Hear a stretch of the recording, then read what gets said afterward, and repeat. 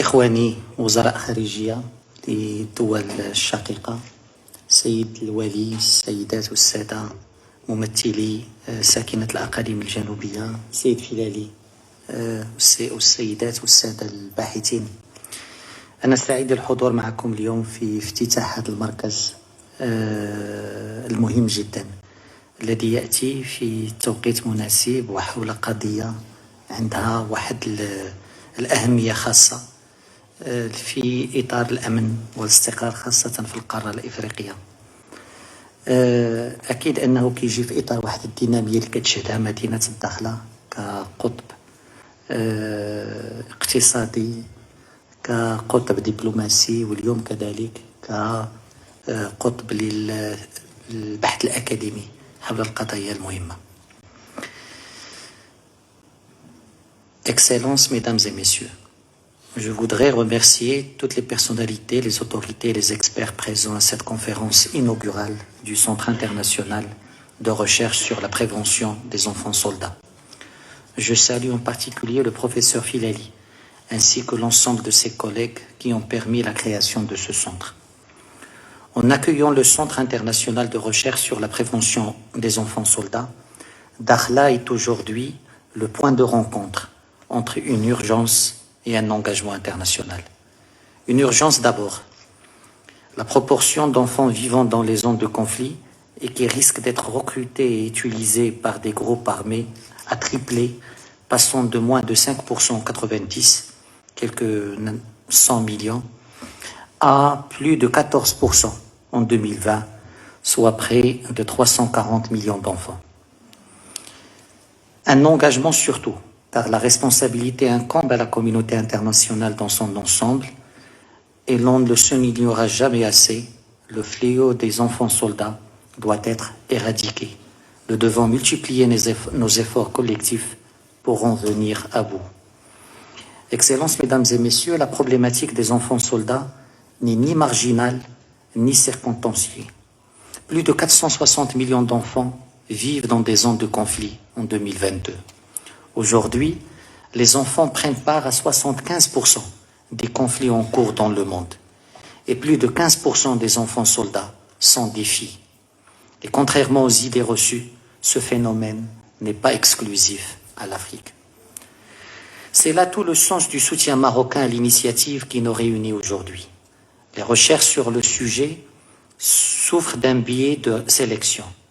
S'il convient de se féliciter qu'au cours des 25 dernières années, 170 000 enfants ont été libérés de groupes armés, il n'en demeure pas moins que seul un nombre limité d'anciens enfants soldats ont été recensés dans un nombre limité de pays examinés.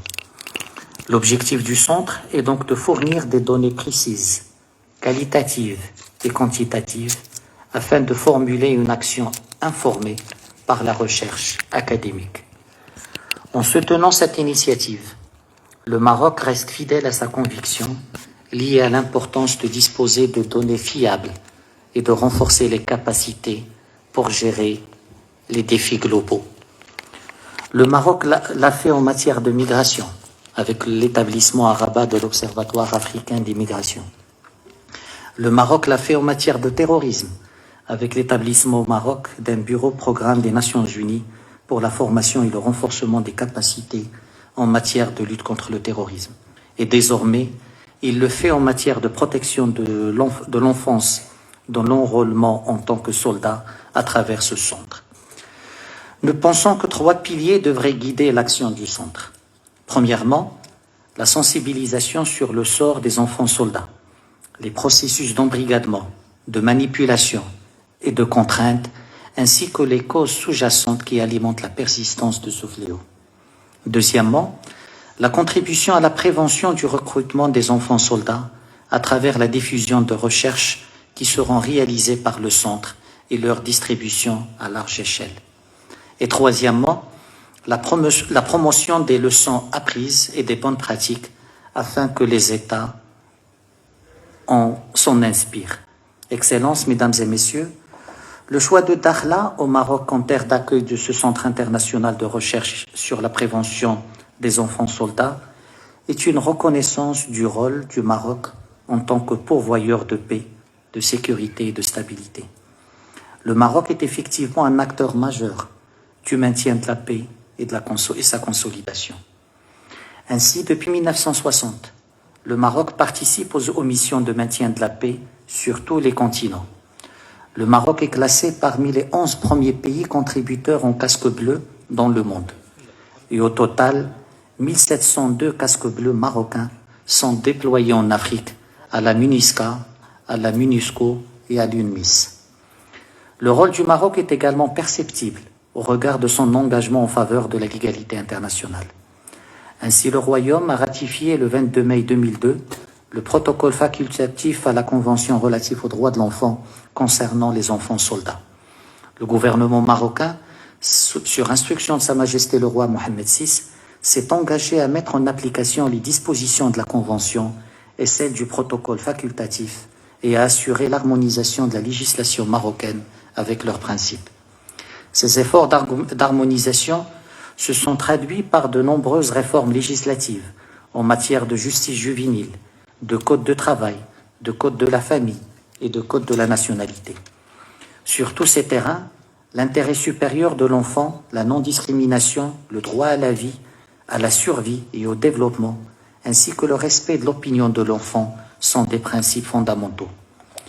À cela s'ajoutent les mécanismes et instruments de protection des enfants contre toutes les formes de maltraitance, d'exploitation, de violence et de criminalité organisée, tels que l'Observatoire national des droits de l'enfant, créé en 1995.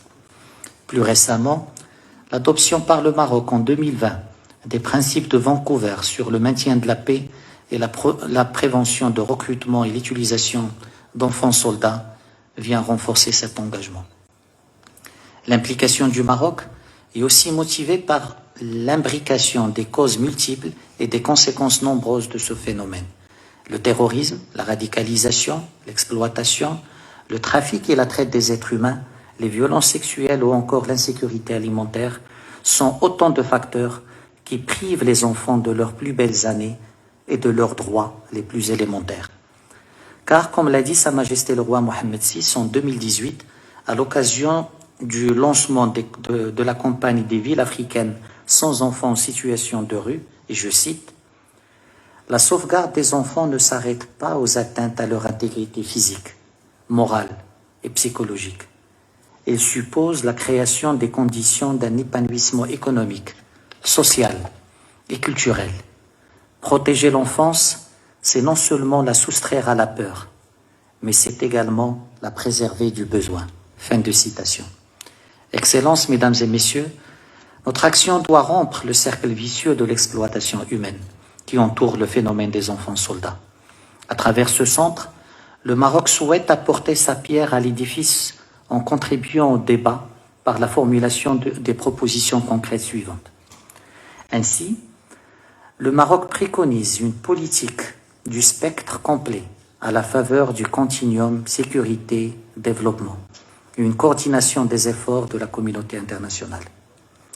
Le Maroc défend une approche plurielle, à la fois globale et locale, académique, politique, théorique et pratique, alliant lutte et prévention.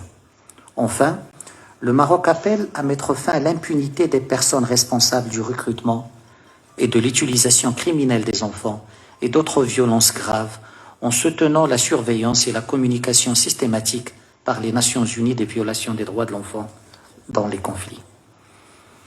En effet, Mesdames et Messieurs, l'endoctrinement et l'enrôlement des enfants par les milices armées du Polisario constitue un crime inhumain et un déni des droits élémentaires des enfants embrigadés.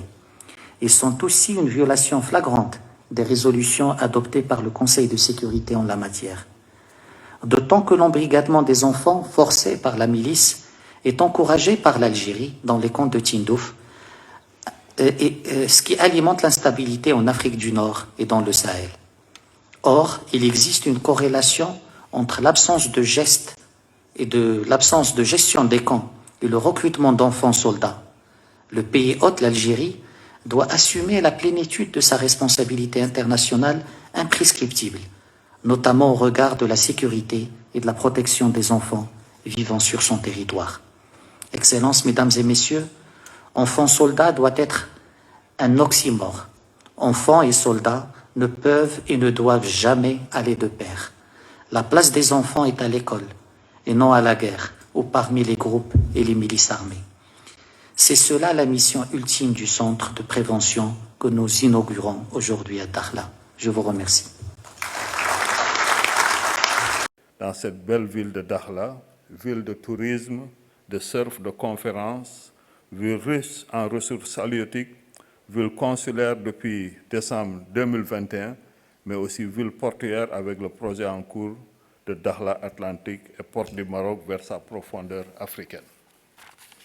La cérémonie qui nous réunit aujourd'hui est d'une importance capitale, car l'usage des enfants soldats dans les conflits armés est un phénomène récurrent qui constitue une violation flagrante des droits des enfants et du droit international humanitaire. The launching today of this center is the latest testament to the vibrant and growing cooperation between our countries. Please allow me at this juncture to congratulate Mr. Professor Abdelkader Filali, Chief Executive Officer of the International Research Center for the Prevention of Child Soldiers, for his proactive resolve and efforts to advance a better and brighter future for the young ones.